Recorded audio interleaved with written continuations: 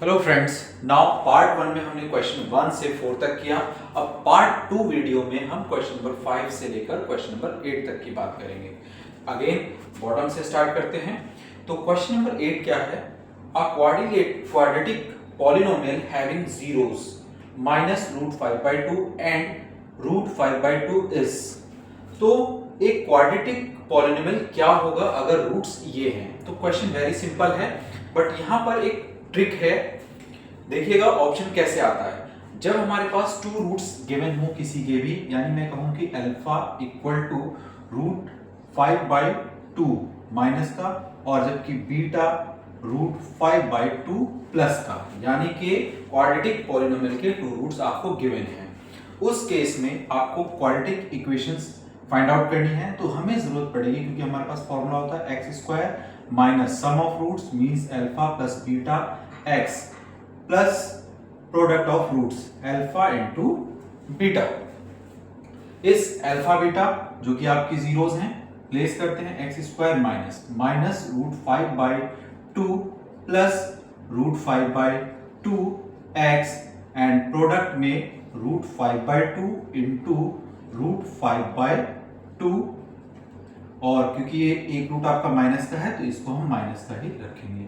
Now ये तो आपका कैंसिल, क्योंकि एक प्लस का है एक माइनस का है। वैसे भी देखें जब सम ऑफ रूट एक प्लस और एक माइनस तो ये जीरो हो जाएगा। इट मींस ये वाली जो टर्म है ये हो गई आपकी जीरो, x²।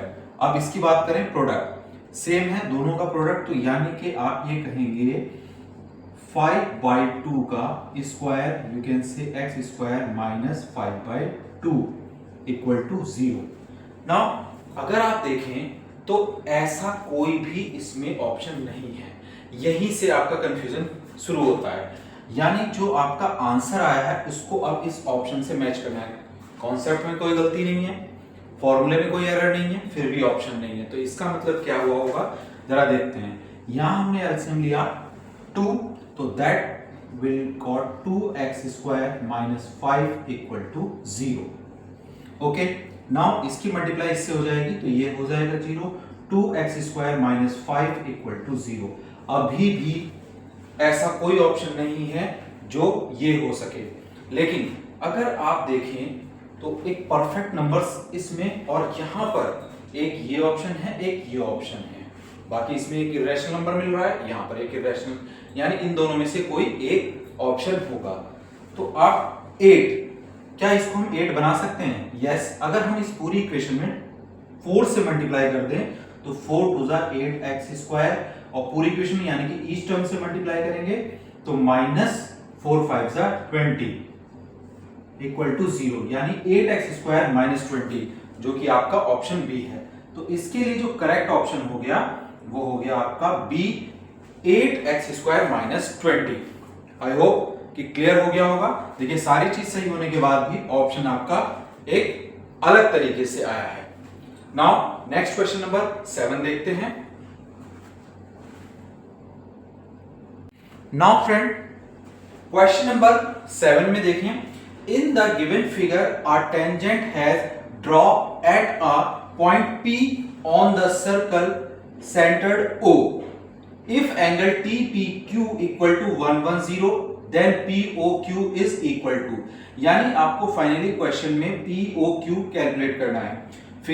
फिगर आपकी ये गिवन है, उसमें एक सर्कल जिसका सेंटर क्या है, O सेंटर्ड सर्कल है, और सर्कल पे कोई पॉइंट P हमने ये ले लिया, वहां से एक टेंजेंट ड्रॉ किया है। तो एंगल TPQ यानी ये एंगल कितना है, 110 आपको गिवन है। देन आपको POQ यानी ये एंगल फाइंड आउट करना है। किसी तरीके से अगर ये एंगल आपको मिल जाए तो ये निकल जाएगा, उसके बाद ये भी निकल जाएगा। नाउ अगर आप देखें तो ये क्या है, एक रेडियस है। रेडियस टेंजेंट के साथ हमेशा कितने डिग्री का एंगल बनाती है, 90 डिग्री का। तो जरा आप ये देखिए, angle OPQ is equal to, इस पूरे एंगल में से अगर हम ये वाला एंगल माइनस कर दें तो हमारे पास ये निकल जाएगा, और ये पूरा कंप्लीट एंगल है 110, और ये एंगल है आपका because of tangent and radius 90 degree, तो ये आपका हो जाएगा 20। नाउ इस ट्रायंगल में ये आपका 20 है। अब इस ट्रायंगल को जरा सेपरेट करके देखिए, क्योंकि ये और ये दोनों रेडियस है, यानी ये और ये रेडियस है, तो अगर ये 20 आया तो ये भी कितना होगा 20, और एंगल सम प्रॉपर्टी से यानी 180 माइनस 20 इज 140, तो इसका ऑप्शन आपका हो गया सी। आई होप कि ये भी क्वेश्चन आपको क्लियर हो गया होगा कैसे आपका आया 140। नाउ नेक्स्ट क्वेश्चन नंबर 6 देखते हैं।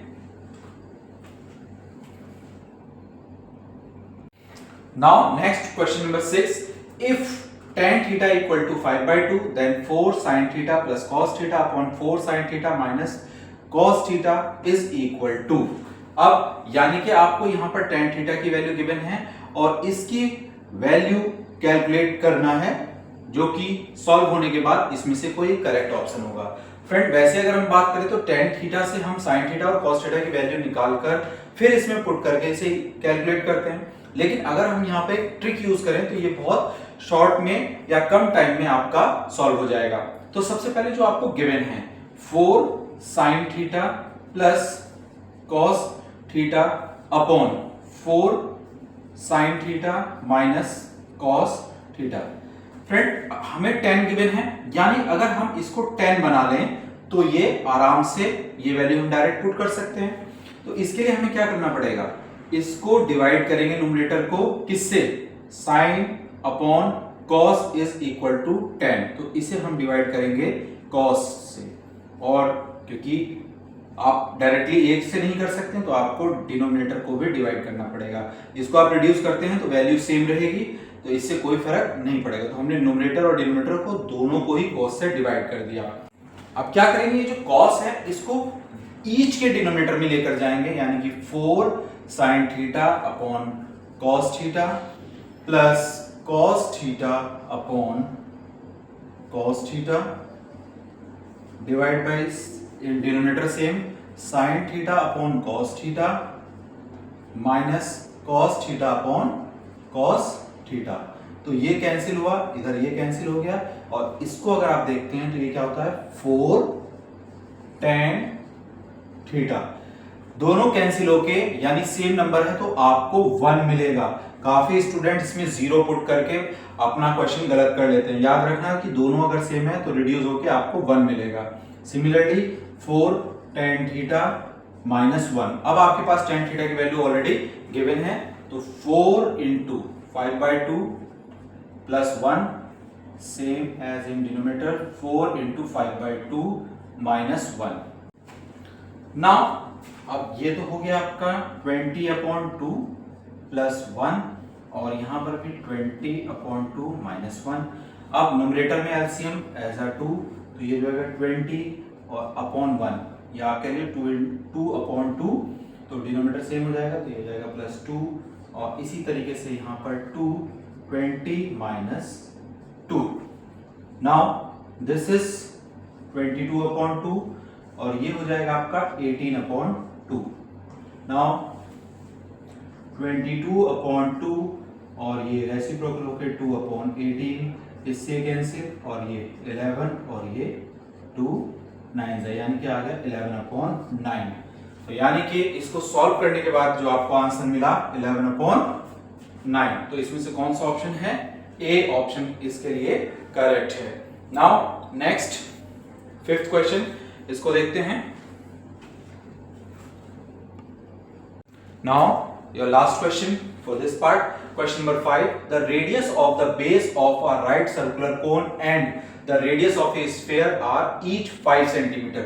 मींस यहां पर एक कोन राइट सर्कुलर जिसका रेडियस 5 और एक स्फीयर उसकी रेडियस भी 5, दोनों सेम है।